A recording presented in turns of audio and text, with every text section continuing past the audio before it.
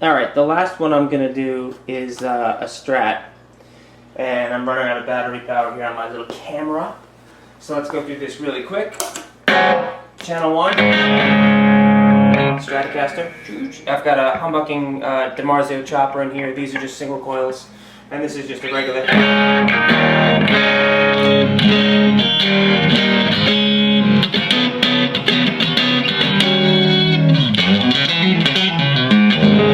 That's the tweed sound on channel 1.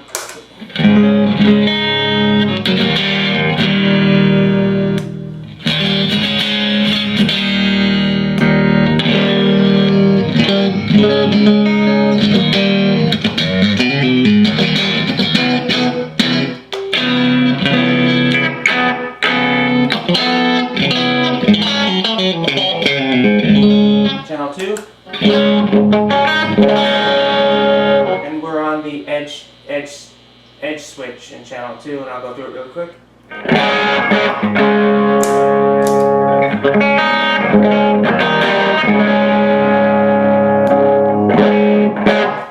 That's the crunch. And here's Mark 1.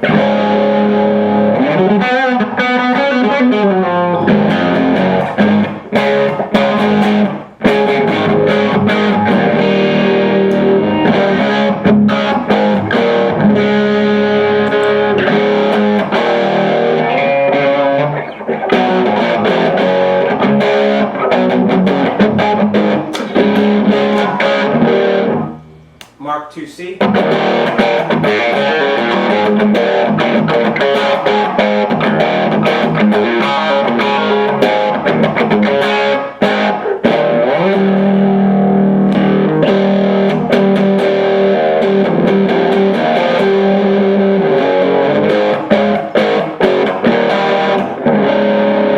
And that's Mark 4 and Extreme. I'm not really too into the Extreme. It seems like it has a huge mid-range. It's just too brashy for me, so it's not my thing. But who knows, maybe cranked up in a band situation, it probably cuts really good. But at like moderate volumes like this,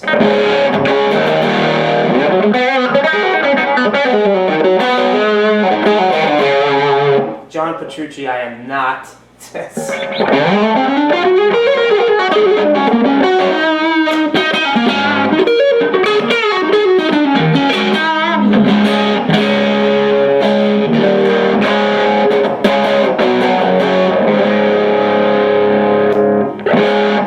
Mark 2C Plus. Again, Mark 2C Plus just doesn't have the, it just seems not as gainy to me. I mean, everyone's got a hard-on for it, and I don't know why, but I'm sure it sounds great. I've heard it sound great on YouTube and, you know, other people's albums and stuff, but for me, I'm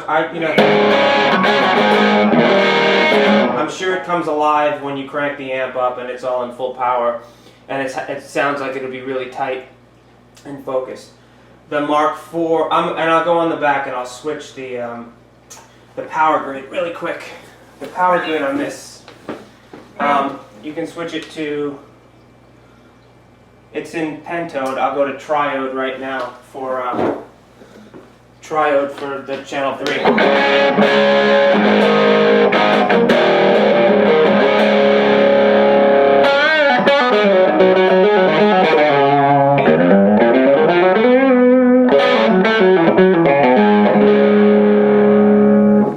Triode, and then here's Mark IV.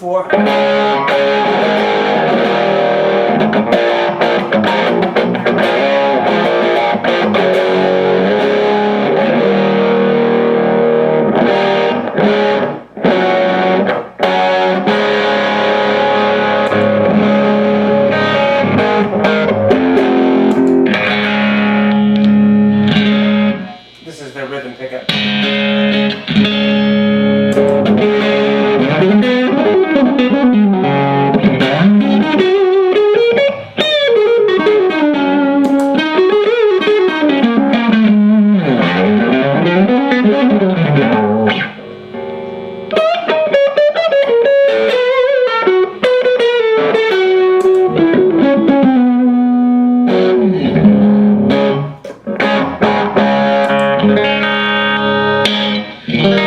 very jangly on that tweed setting, which is cool. It sounds, you know, sounds awesome. So here I'll quickly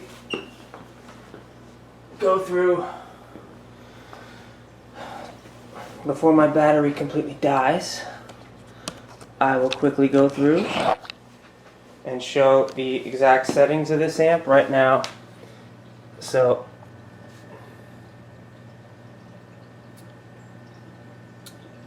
I'm sure everybody can see, there's my channel 2 settings. I'm pretty moderate with my settings. A lot of these I took right out of the book. The manual is awesome. It's 60 pages.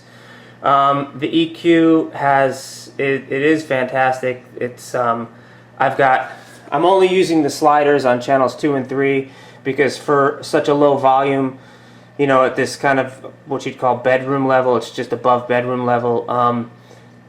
It just seems like there's too much sizzle. So I'm sure that I would change that EQ a little bit when I turned up to, you know, concert level or rehearsal level. And I'm using the preset on channel 1 just because it sounds great. It sounds awesome. And you know, my output is pretty low, and I'm on Variac power right here, as you can see. And yeah, and then there's the pedal board. And here's the only drag about this amp. The only thing about it that sucks is that in 2009, a new amp that is over-engineered, that is completely over the top, needs to have MIDI. I mean, this amp is incredible.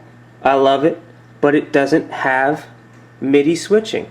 And that is a major pain in the ass. I should be able to plug in a MIDI switcher into this jack right here, and I should be able to control with any floorboard that I want the channels, the 4 or 5, you know, channels.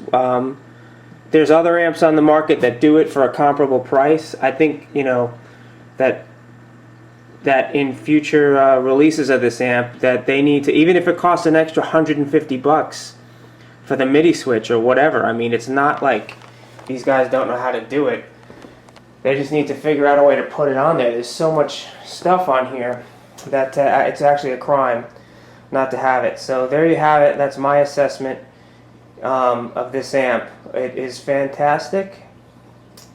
It's very cool, and good luck.